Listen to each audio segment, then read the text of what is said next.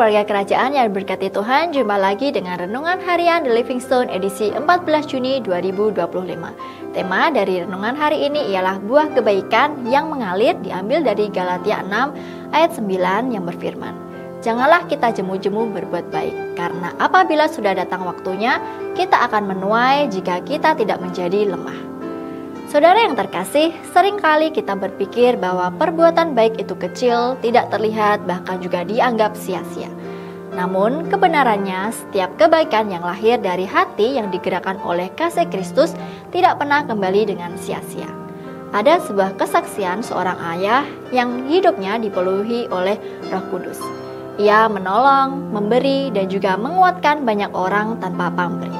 Bertahun-tahun kemudian, ketika anaknya berada di dalam situasi yang sulit, orang-orang yang pernah disentuh dengan kebaikan sang ayah bangkit menjadi jawaban doa bagi anak itu. Kebaikan yang ditabur dalam roh akan menghasilkan tuaian yang besar, bukan hanya bagi diri kita, tetapi juga keluarga kita. Firman Tuhan menegaskan dalam Galatia 6 ayat 9, "Janganlah kita jemu-jemu berbuat baik." Ini bukan sekedar nasihat, ini adalah hukum ilahi. Ketika kita hidup dipimpin oleh Roh Kudus, kebaikan bukanlah sesuatu yang kita paksakan, tetapi buah alami dari hidup yang melekat kepada Kristus. Buah roh itu nyata. Kebaikan itu akan mengalir dari dalam, menyentuh rumah tangga kita, pasangan kita, dan juga anak-anak kita.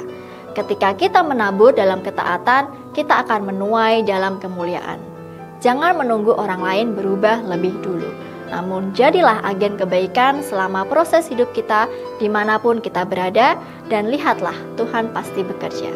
Namun mari kita jujur di hadapan Tuhan bahwa tidak mudah untuk berjalan dalam kebaikan jika hidup kita masih dipenuhi oleh ego, kepahitan, dan dosa yang tersembunyi.